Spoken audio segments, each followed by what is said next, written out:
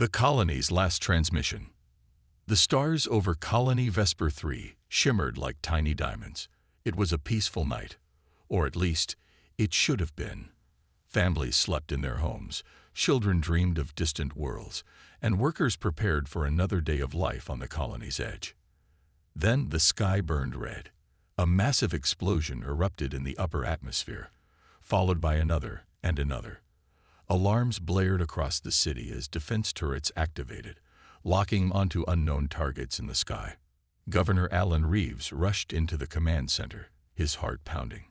The holographic display flickered as distress signals flooded the channels. His officers looked at him, fear in their eyes. "What's happening?" Reeves demanded.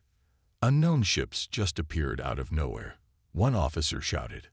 "They're not responding to hails. They're attacking." "Sir." The screen zoomed in, showing dozens, no, hundreds, of enemy warships descending on Vesper 3. They were dark and angular, moving like silent predators. Then the first energy beams rained down from the sky. Buildings crumbled. Fires spread. Screams echoed through the city. Governor Reeves grabbed the emergency comms. His voice was urgent, but firm. "This is Vesper 3. We are under attack. Any fleet in range, respond." Static. He tried again. Nothing. "Sir," another officer cried. "They're jamming our transmissions. We can't reach the Federation." Reeves clenched his fists. He refused to let his people die without a fight. "Get a signal out, any way you can, even if it's short. We need to warn them." The officers worked frantically. Outside, the defense fleet of Vesper 3 tried to hold back the invaders. Human warships fired railguns and missiles, but they were outmatched. The enemy ships moved too fast, hit too hard. One by one, the colony's ships exploded into fireballs. Inside the command center, a young technician yelled, "We've got an opening. The jammers are weakening." "Send the message, now," Reeves ordered. The transmission went out, a desperate call for help. "This is Vesper 3. We are under attack. Enemy unknown. Repeat, enemy unknown. They're everywhere. Civilians in danger. Please." The message cut off. A shadow fell over the command center as something massive descended from the sky. The ground rumbled. The lights flickered. Governor Reeves turned to the screen and froze. A monstrous warship, larger than any vessel he had ever seen, hovered above the colony. Its hull was covered in strange, glowing symbols, a language unknown to humanity. It was the flagship of a new enemy. Then, a cold, mechanical voice boomed across the entire colony. "Humans, you have been judged. Your existence is a threat. Your colony will be erased." Reeves felt a chill run down his spine. This was not just an invasion. This was extermination. The flagship charged its main weapon, a pulsing energy core at its center. Reeves looked at his officers, at the screens filled with chaos, at the desperate faces of his people. He took a deep breath. He knew this was the end. "Get as many people to the shelters as you can. Now." The officers hesitated. "That's an order," Reeves shouted. They moved, but it was already too late. The sky turned white as the flagship's weapon unleashed destruction. A blinding beam of energy engulfed the city. Buildings shattered like glass. The ground split apart. And then, silence. Vesper 3 was gone. Aboard the UHS Valiant, the transmission reaches humanity. 3 days later, aboard the UHS Valiant, a massive human warship stationed near the Sol system, Captain Elias Carter stared at the decrypted transmission. The message was corrupted and broken, but the screams, the explosions, they were clear enough. He played it again. The last words of Vesper 3 echoed through the command deck. Silence followed. No one spoke. Admiral Lucius Kane, standing at the center of the room, clenched his jaw. "How many survivors?" "None, sir," the comms officer replied quietly. "Vesper 3 is gone." For a long moment, Nobody moved. Then, Admiral Kane turned to his officers, his voice like steel. They thought we wouldn't respond. He exhaled slowly. They were wrong. His next words sent shockwaves through the entire fleet. Mobilize the Armada. 700,000 warships. We are taking the fight to them. Captain Carter nodded. It was time for war. The enemy's identity and the War Council. The United Human Federation's High Command convened in a vast, dimly lit war room aboard the UH Titan, the largest battleship ever built. The air was heavy with silence, except for the hum of holographic displays, flickering with disturbing data. Colony Vesper 3 was gone. No survivors. No warning. Just death.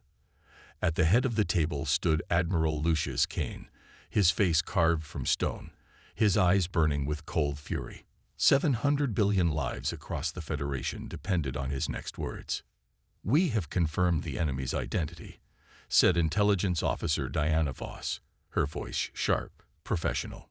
She tapped a control, and a holographic projection filled the room.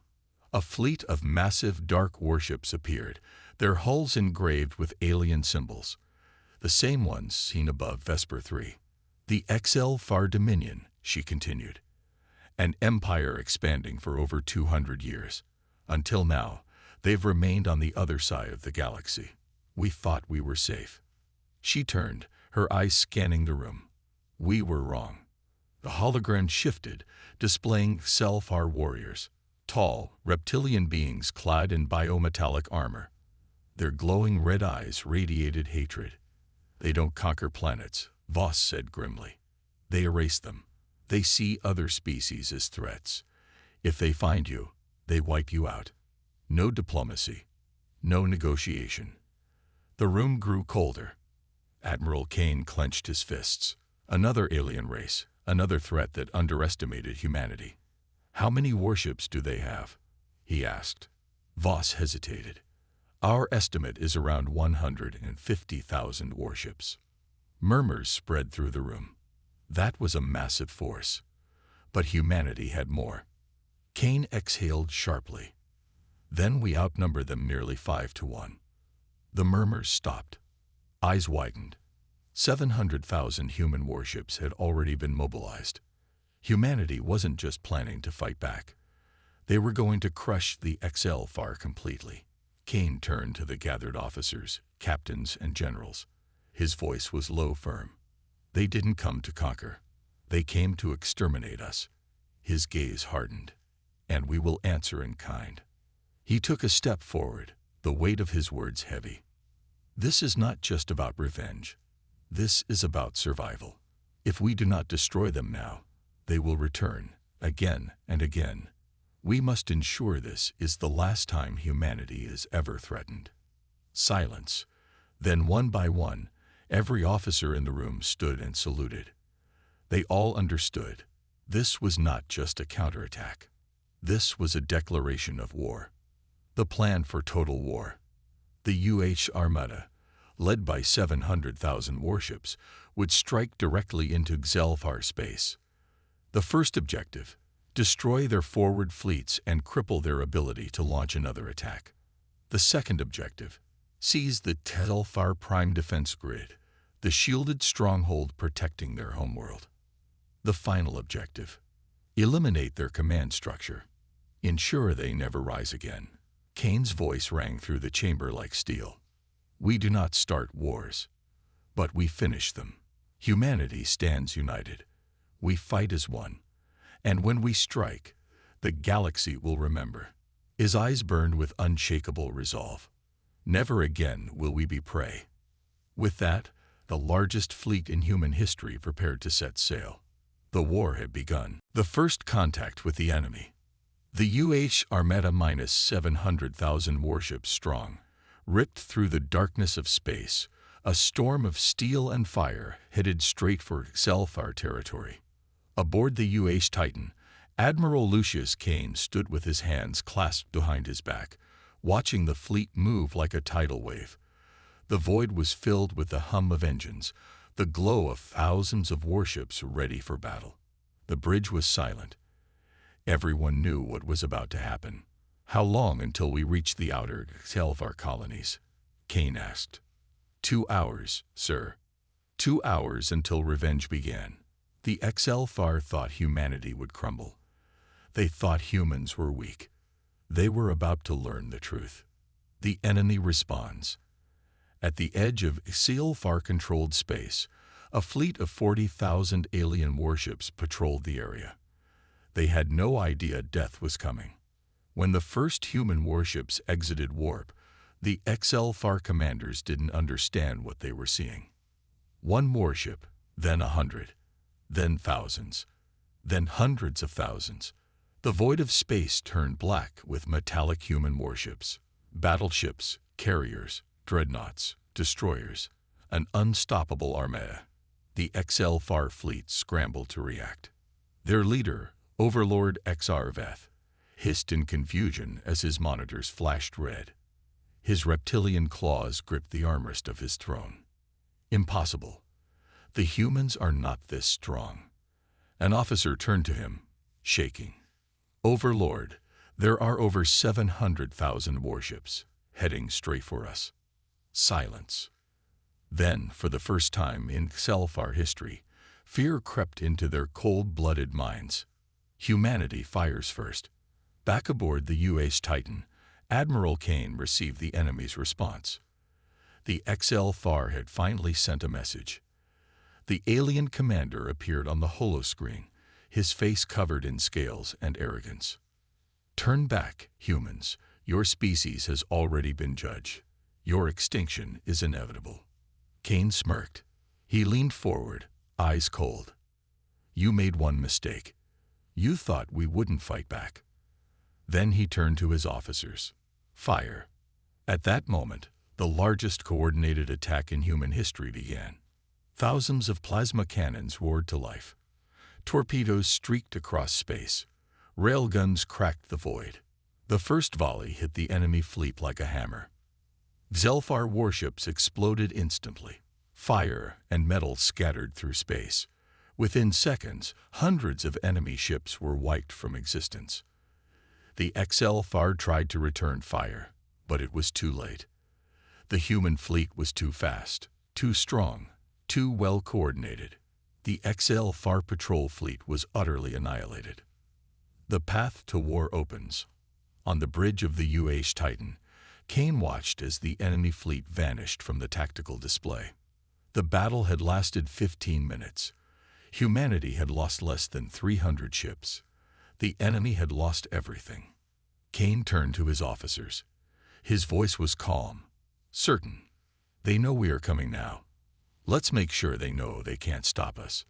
The fleet pushed deeper into HFY space, leaving nothing but wreckage in its wake. The war had truly begun, and humanity was winning. The battle for the HFY prime defense grid. The 700,000-strong human fleet had left a trail of destruction in its wake. Every HFY outpost, every patrol fleet, every fortress along the way had been obliterated.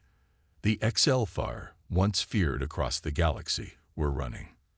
But now, the humans faced their greatest challenge: the HFY prime defense grid. This was the last line of defense before the HFY homeworld. If humanity could break through, they could end the war in one final strike. The unbreakable fortress. The HFY prime defense grid was not an ordinary battlefield. It was a massive planetary fortress, guarded by 200,000 HFY warships, the largest force they had ever assembled. Planetary shields, making it impossible to bombard from space. Orbital defense cannons, capable of tearing apart entire fleets. A powerful jamming field, preventing any long-range coordination. The HFY believed it was impenetrable. But humanity had come too far to stop now. The plan: a two-front assault. Admiral Lucius Kane stood before the holomap, his officers gathered around. The enemy's defenses were tight, but there was always a weakness. Kane spoke calmly, his voice like iron. "We cannot brute force our way through that shield." His eyes moved to Commander Sarah Vallon. leader of humanity's most elite stealth strike teams. Your team will infiltrate their command station and bring that shield down. Valen nodded. Her squad was already prepping their cloaked insertion ships. They had one chance. Failure meant certain death. Kane turned back to his officers. Once the shields drop, we strike with everything we have. No mercy, no hesitation. We end this war today. The room erupted in cheers. The infiltration mission. Hours later, in the shadow of a shattered moon, Valen's team launched. Their ships were nearly invisible to scanners, slipping past enemy defenses. Inside the station, Xelfar commanders barked orders, unaware of the humans moving silently through the shadows. One by one, Valen's team took down patrols, hacked security systems, and placed explosive charges. Then they reached the control center. A massive Xelfar general stood inside, his claws tapping against the control panel. Valen raised her rifle and fired. The shot pierced his skull. The Xelfar died before he could react. Her team rushed forward, hacking into the shield controls. We're in, bringing it down now. A red warning light flashed across the station. Alarms blared. And then, the planetary shield collapsed. The full-scale assault begins. Aboard the UH Titan, Admiral Kane saw the shield disappear. His voice was calm, cold, merciless. All ships, fire at will. The void of space ignited with destruction. Missiles streaked toward the enemy's orbital cannons, silencing them forever. Human warships tore through the Xelfar fleet, blasting them apart with railguns and plasma cannons. Carrier ships unleashed waves of fighter squadrons, weaving through the chaos, overwhelming the enemy. The Xelfar fought desperately, but humanity's numbers, firepower, and rage were unstoppable. The 200,000-strong enemy fleet was cut down in hours.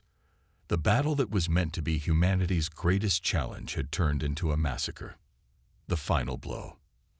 As the Xelfar fleet crumbled, their last hope was their command station. But Valen's team had already rigged it with explosives. She sent a final message to Admiral Kane. Detonating in 5, 4, 3. Kane watched as the massive Xelfar station erupted in a fireball, sending debris crashing down to the planet below. The Xelfar prime defense grid was gone. Nothing stood between humanity and the enemy's homeworld. Kane exhaled slowly. We end this. Now, the fleet turned toward the final target, the Xelfar capital itself. One last battle. One last victory. The war was about to end. Humanity's wrath and the final stand. The Xelfar homeworld loomed ahead, a massive planet covered in dark metal cities, towering spires, and massive fortresses. It was the beating heart of their empire. It had never been touched by war. Until now. Above the planet, the last 120,000 Xelfar warships stood in formation, preparing for their final stand. They knew if they lost this battle, their entire species would be wiped from history. But humanity had already decided their fate. 700,000 human warships descended like a storm, blotting out the stars. The battle to end the war had begun. The last transmission from the Xelfar.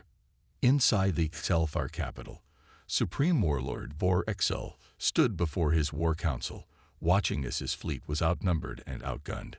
They are relentless, my lord, one of his commanders growled.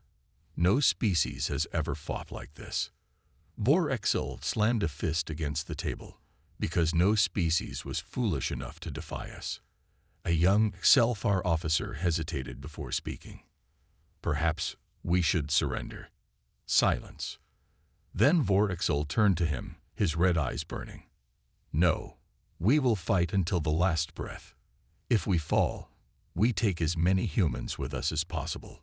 A final message was sent across the galaxy. The humans do not seek peace. They do not seek victory. They seek extermination. To any who hear this, we are dying.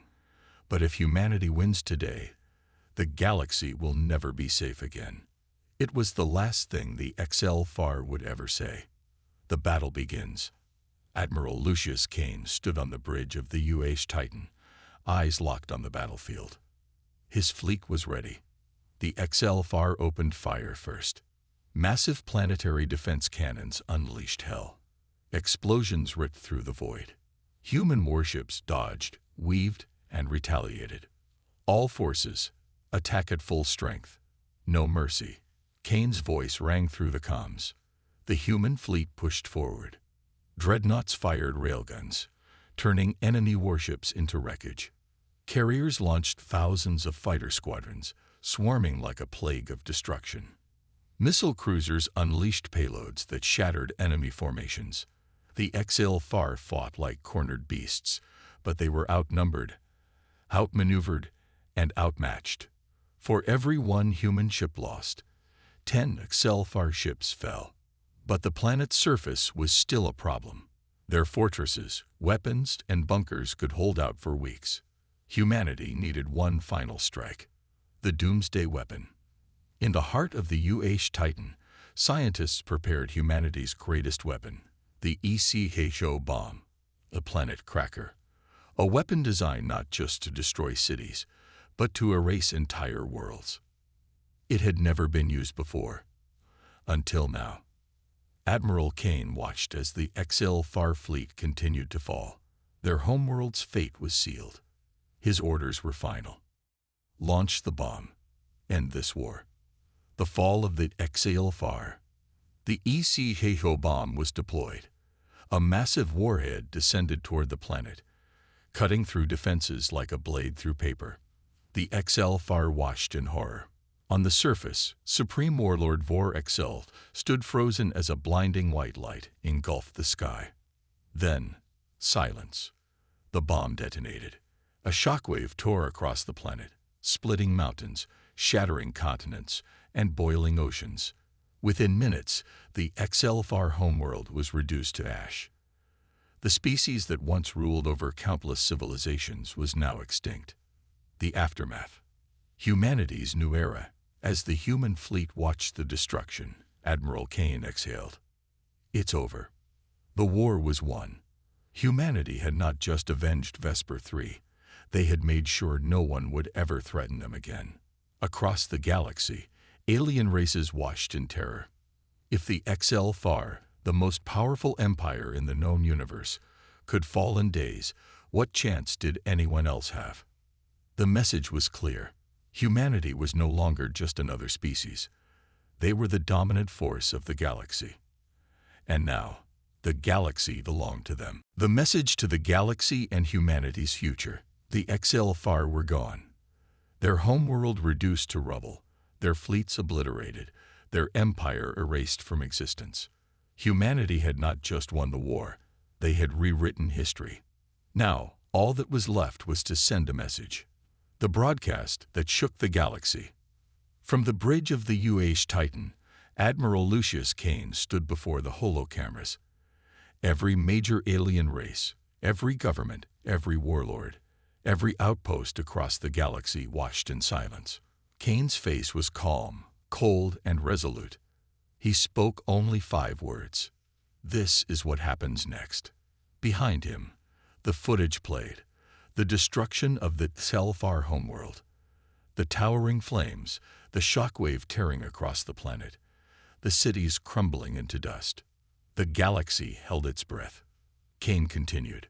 We did not start this war, but we ended it. His gaze hardened. Humanity will not be threatened. We will not be prey. And if anyone dares to attack us, he gestured to the screen. This is your future. Silence. Then the message was sent. Across thousands of worlds, leaders trembled. Governments rushed to rewrite their policies on humans. Warlords scrambled to make peace. Because no one wanted to be the next HFY. The new Galactic Order. Over the next few years, the galaxy changed. Alien empires that once viewed humanity as weak and insignificant now feared them. Trade agreements, alliances, and diplomatic deals poured in. The United Human Federation became the dominant force in the galaxy. There were still whispers of resistance, rogue factions that spoke against humanity's rise. But none dared to act, because they all knew one wrong move, and humanity would bring the storm once again. A new generation. On Earth, a young cadet named Ethan Rice stood at a recruitment center, watching the footage of the war on a giant screen. He clenched his fists, his heart pounding. "I want to fight for humanity," he said. The recruiter smiled. "Then welcome to the future, soldier." As Ethan walked inside, he looked up at a banner hanging overhead. It bore the new motto of the United Human Federation: "Never again prey, only the hunter."